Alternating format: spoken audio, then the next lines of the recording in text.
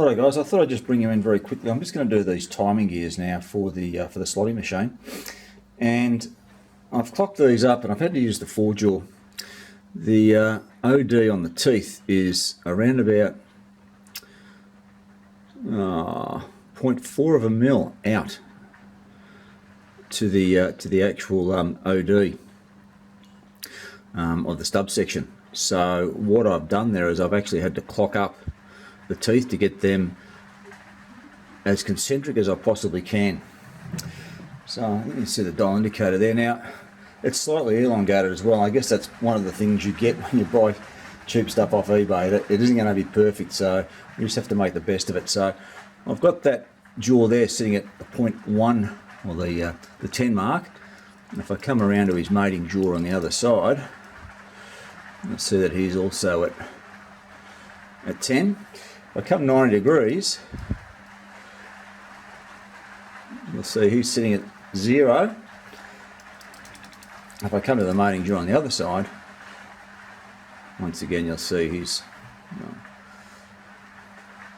sitting at 0 too. So it's about 0.1 of a mil out, which is what, about 1/4 thou in concentricity, I guess.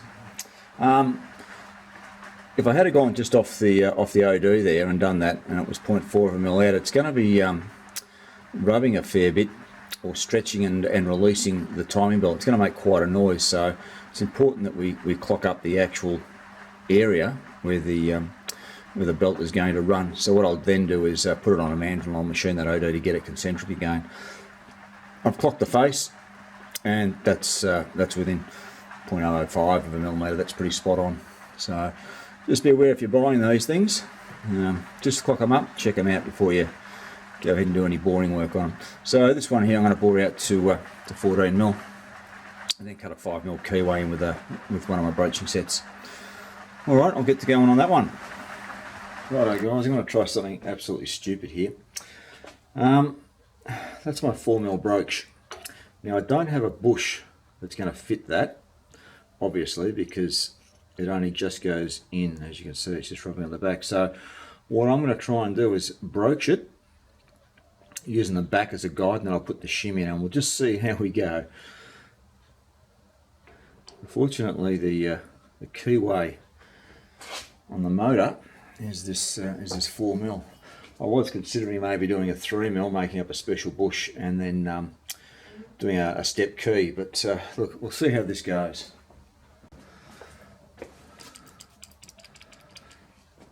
Like I said, it's probably not the ideal way, but let's just see what happens.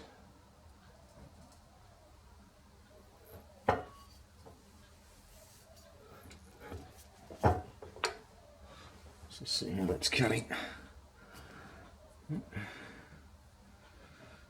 That looks pretty square.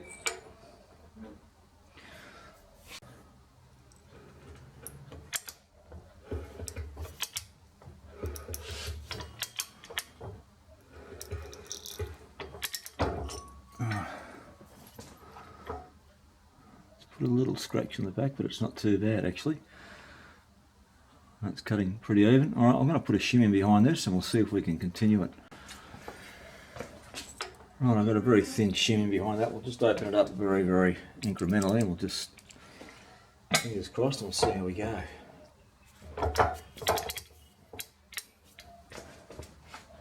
It's important we try and keep this as square as we can, obviously.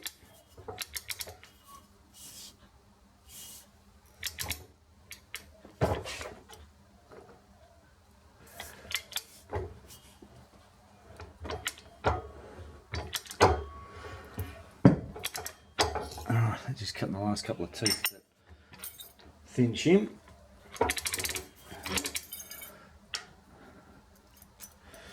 Just that little one there.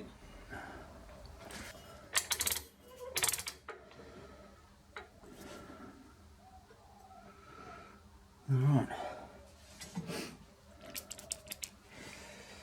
Let's see how we go.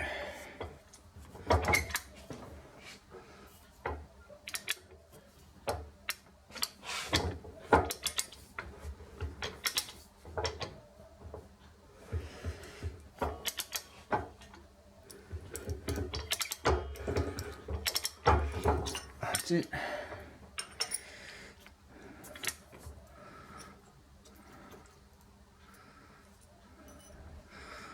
I'll tell you what, I reckon that's a winner. So that's without using a bush at all. So that's the other side, so it looks pretty even Steven, so I'm really happy with that.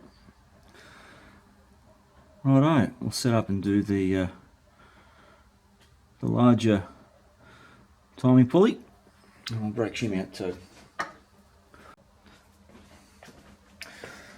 Right, hopefully the last cut. It might have put in the right way. Gosh. Now this did cut with a bit of a taper, hence the reason why I'm doing it from the other way at the moment.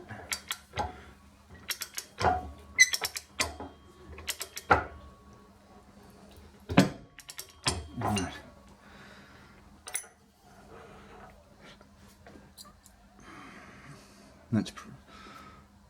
That's pretty good there now. I'm happy with that. I'll just do some measurements on that and see how that's sitting for depth. Alright, hi guys, we're back working on the slotting attachment. I'm just going to paint the housing, mainly just to hide my crappy welding. I've used an X primer first, just to give the top coat something to bite into, and I've just gone over where I've got my issues with the welding with a high build spray putty, which is the same spray putty I use on my patterns, and that sands back really nicely, so I should get quite a nice smooth finish on that. Not worrying about the spray putty on the sides, I've just left the etching primer there. And I'm going to do this in a machinery grey when I'm finished. I've just put the end caps on.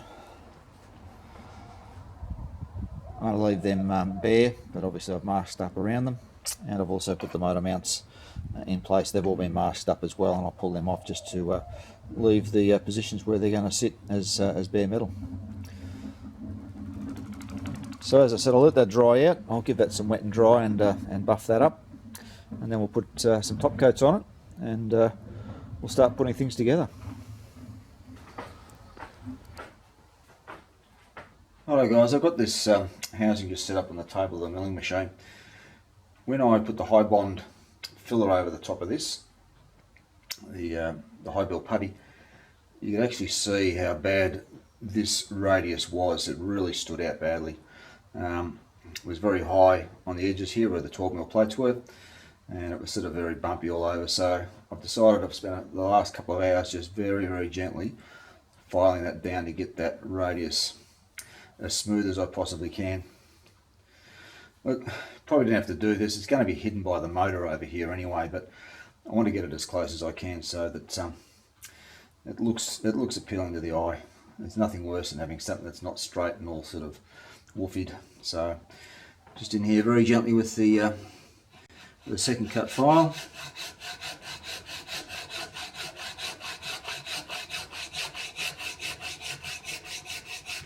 Just gently working that radius around.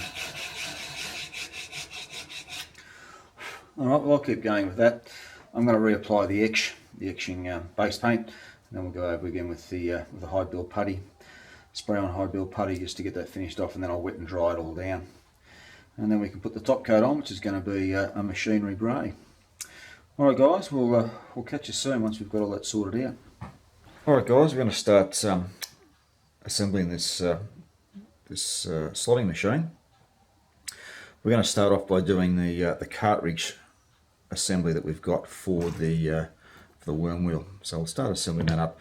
And as I mentioned in my previous videos, I'm a big fan of cartridge design. Particularly in industry, it makes it so much easier if you can break a machine down into smaller parts and disassemble on site. It's so much easier than getting craneage in to lift an entire component out to start working on it. If you can strip it down in situ, it's so much easier. You can take those small assemblies out and work on them, change out the bearings, change out the seals, reset all the backlashes, reinsert back into the main machine, and away you go. So as I said, I'm a big fan of cartridge design. So we've got a few elements that we need to put together into this. We've already got the outer race is already pre-shrunk fit into the housing assembly. We did that some time ago, and we've already got the inner race pre-shrunk fit onto this little drive shaft. Right, let's make a start.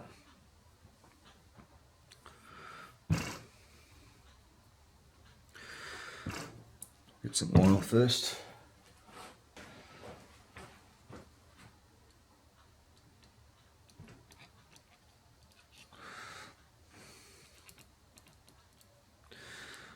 Just lightly oil everything up as we put it together. It's important to try and keep everything as clean as you possibly can when you're doing this sort of work too, fellas.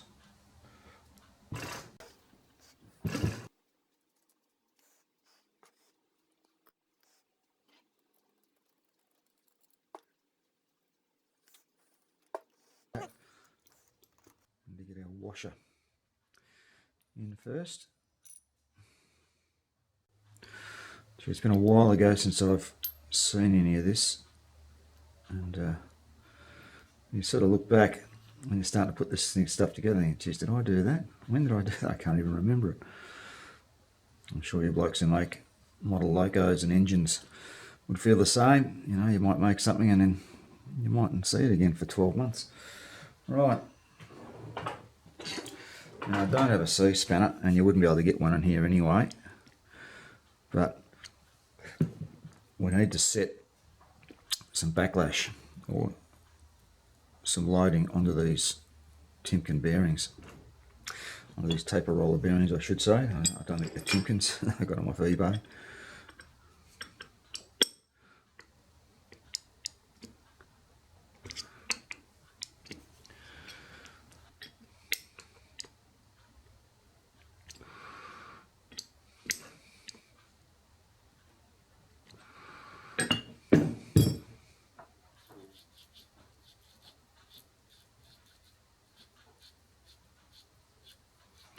So this is only the low speed shaft. That feels good, that will bed in nicely.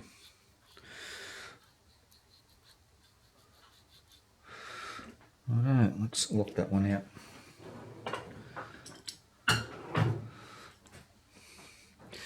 So I've got the tab washer lining up with the slot. And I'll just get in there. And bend that into place. Now that locks that thrust in place, that's not going to change now. That feels quite good.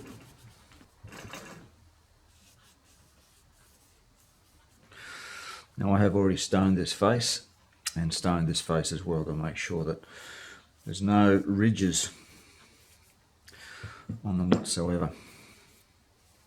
The stuff I prefer to use as a gasket material is, or a flange sealant, is the Loctite 515 master gasket.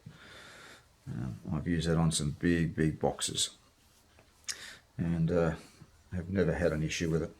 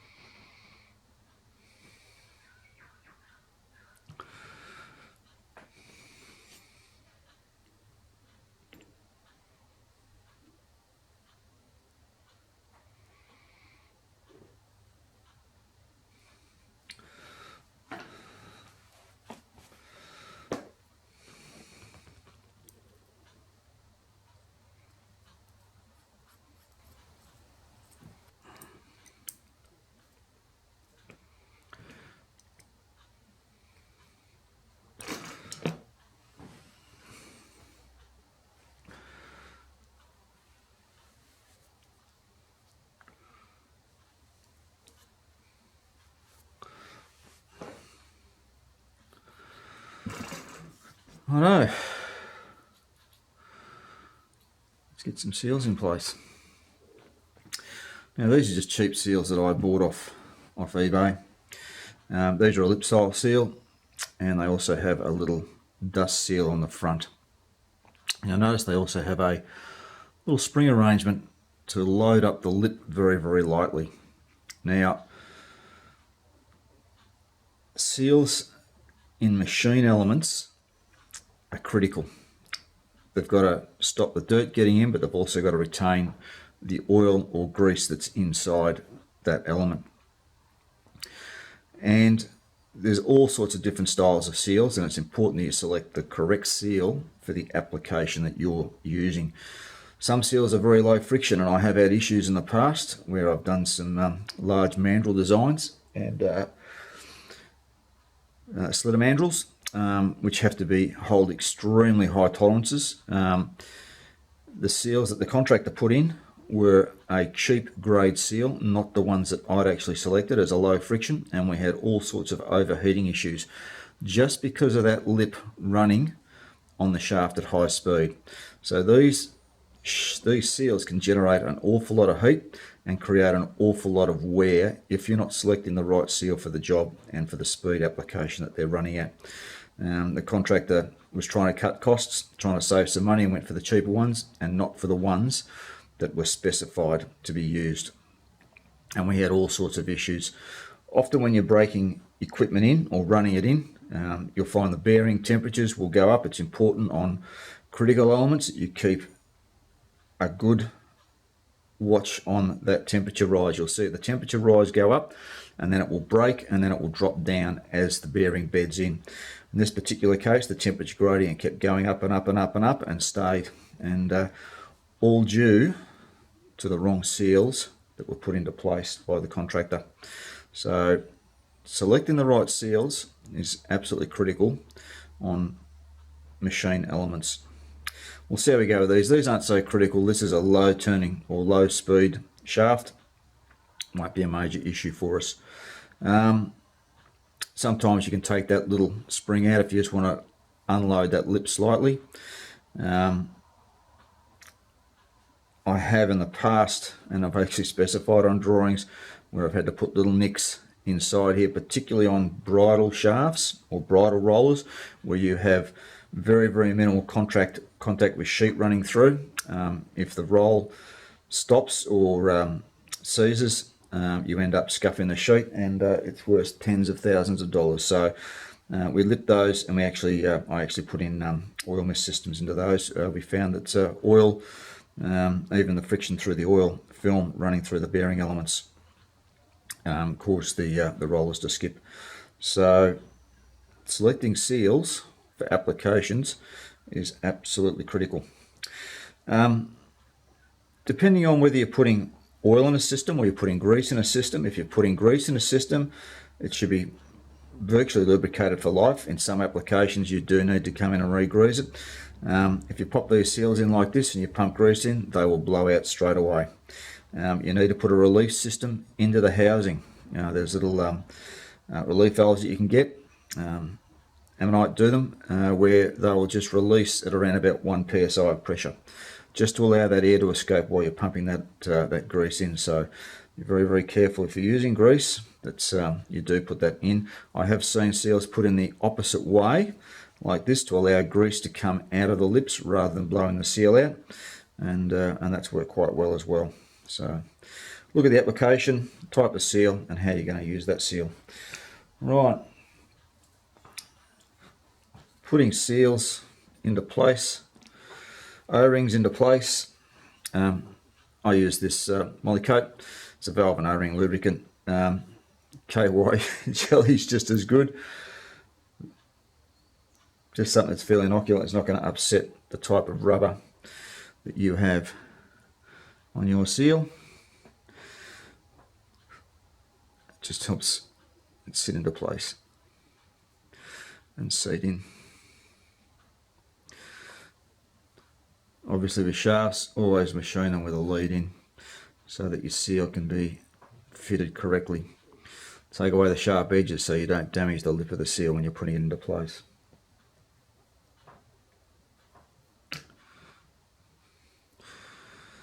Yeah. And you'd be amazed with seals how quickly they can wear a shaft out if you selected the wrong type of seal for the application. You've got to go and get the shaft rebuilt up and remachined. I have it machined off and put a speedy sleeve in place.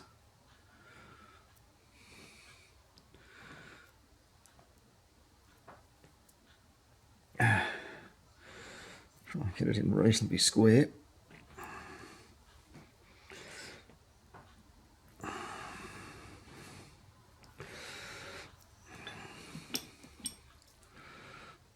And that's gone in quite well.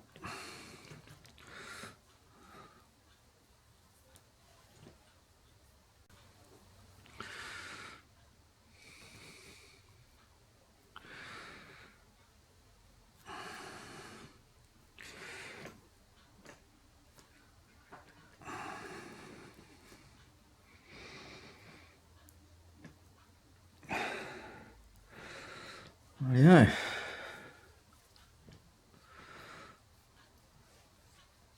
That's our seals in place. Now with this particular design, it's going to have its own lubrication system in it. So we've got a fill point and we've got our height level point as well. So I run around about 1/3 to the diameter of the shaft as far as the depth goes of oil. And that should keep those Timken or those taper roller bearings nicely lubricated. All right.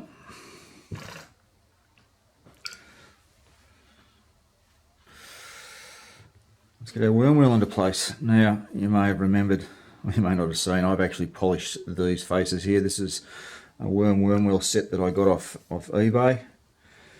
That's the worm there. And to get the backlash right, I reset this worm up again and then recut it. And we got a nice backlash set up on that now when it's in place. Just a bit of fine tuning.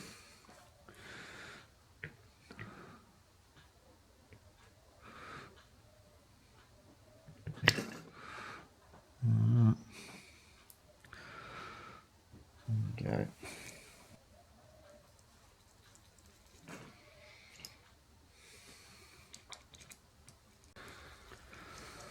After the machine elements, we'll lock wire socket air cap screws or hexagon bolts together. But for this little application, I'm not even going to worry about it. Right. Now, you can see the reason why we put that hex in the back there, because it will allow me to get them done up nice and tight. So that's our low speed shaft or cartridge assembly done, ready to go into the housing. And we'll get that lubricant in there once we've got that all locked up into place. Just before we move on to the housing, I'll just point something out that I always do with my designs, is I include jacking threads. When you've got an element that goes together, it may be a slight press fit, unlike this one, which is a transition fit. To make it easier for the fitter, if he's ever got to pull this apart down the track, always try and put jacking threads in there so they can unscrew the cap screws, screw them into the jacking points, and they can then pry or gently pull or push that element off the shaft. So if you're ever doing this sort of work, make it easy on yourself. Put some jacking threads in place for it.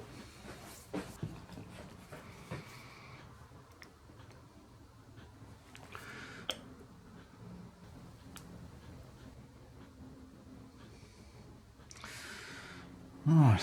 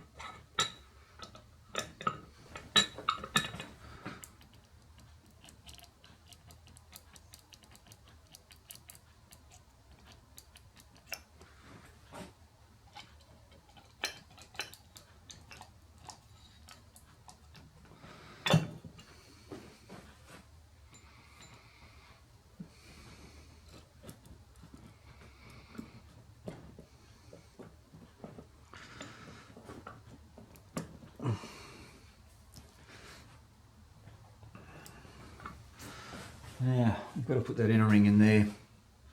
Now, I may have remembered that when I manufactured this shaft, we put a pusher ring on here, so this ever has to come out again, I can tap it from here and it will push the shaft and the inner ring out at the same time. So I'll get that inner ring into place. Alright, let's get things into place. Now, normally you wouldn't design like this. You'd have it cascading so that you could push the shaft out one way and then remove the rings out the other. Because of the compactness of this design, I haven't been able to do that. Hence we've got that, that pusher assembly in behind that if I do need to remove.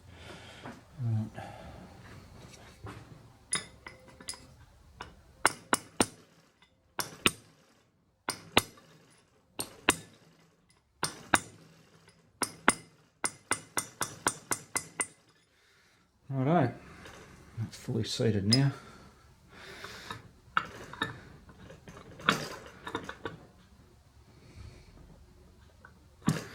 I'll try and get you a close-up of that that pusher ring that I've got in place there. Right, down inside there you can see that pusher ring. I've got the holes through it to allow the oil to pass through into the bearing housing. So if you go to push that out,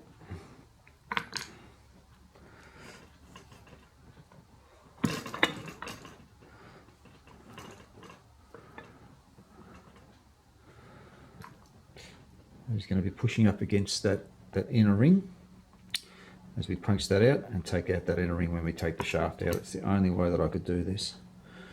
Alright, let's get our bearing into place.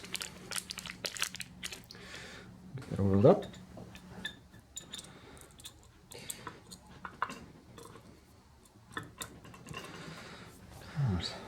Right, we just put a plate underneath there for us to punch down on.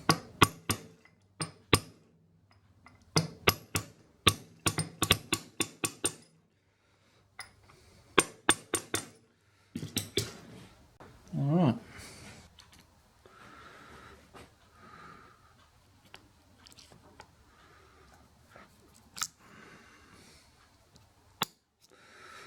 Lovely. That's the other end of the shaft that we set the preload to. So we'll get that flipped over and get that sorted out. Alright, we'll fit in our washer. This washer came with a little tab sticking out quite a fair way, so I've gone and ground that back and then deburred it. They'll often come with that little keyway tab bent at 90 degrees, and you can't get them all the way home. Righto, that's better. There's no way that's going to bottom out as we preload up these taper rollers.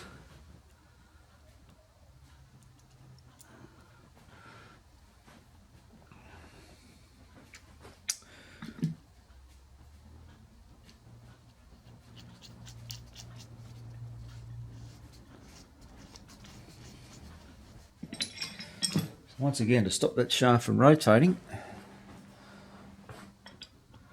now put our Allen key in there so that we can lock the shaft so it won't turn. Now you can just put, there we go, a little bit of tension onto that.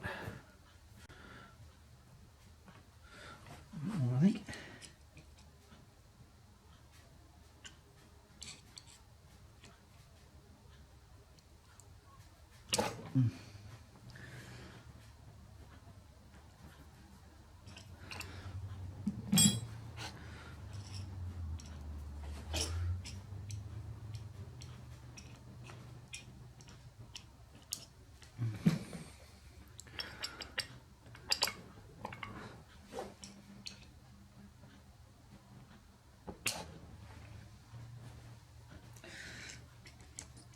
More. Come on.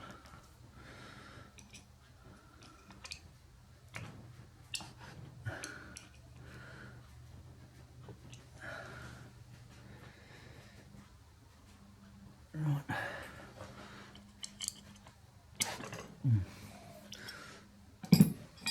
Yes, hard one to hold that way. I might just give it a little bit of a shock.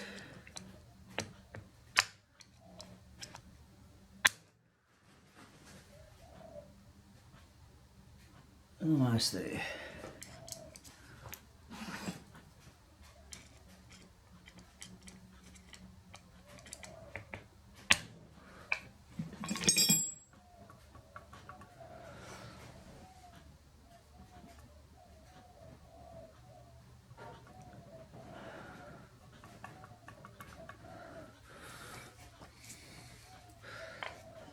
Be careful that I don't.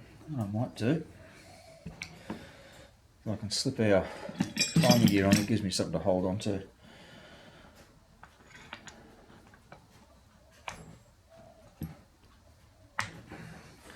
Must get a little bit more tension on this. We've got to have another set of hands here.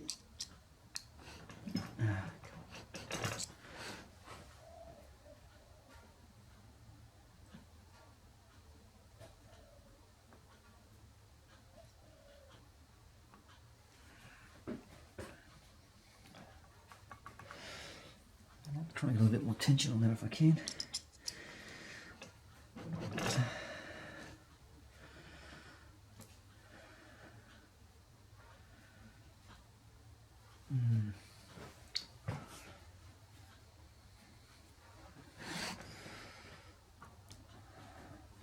Have a look at a way I can hold that shaft before we go any further.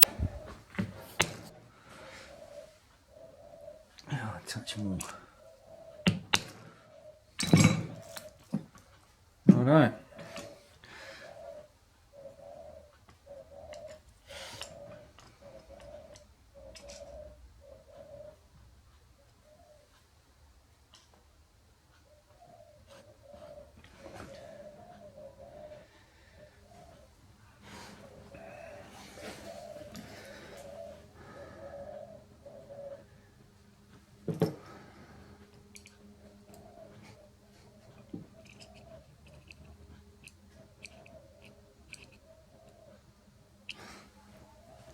Right,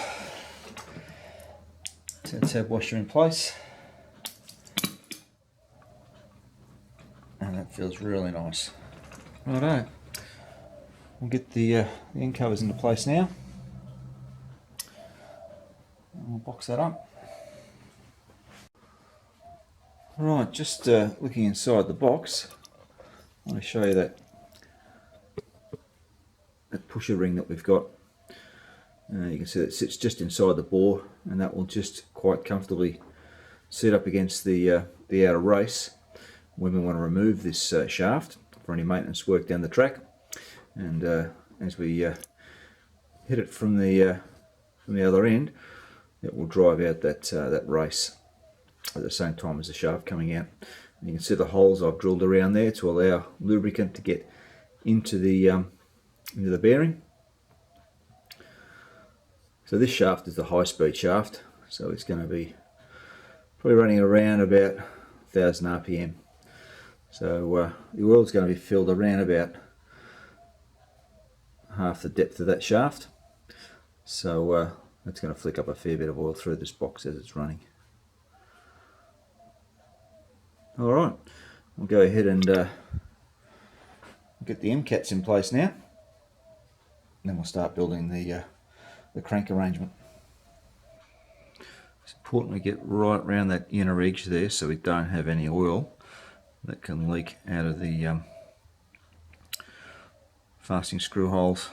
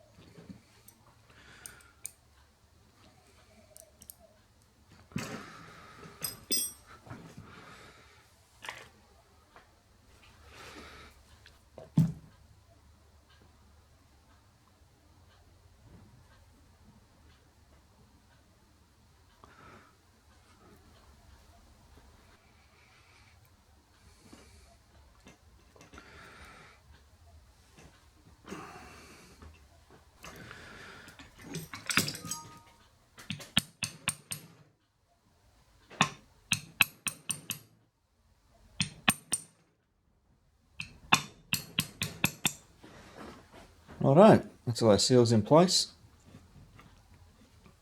And that feels really nice.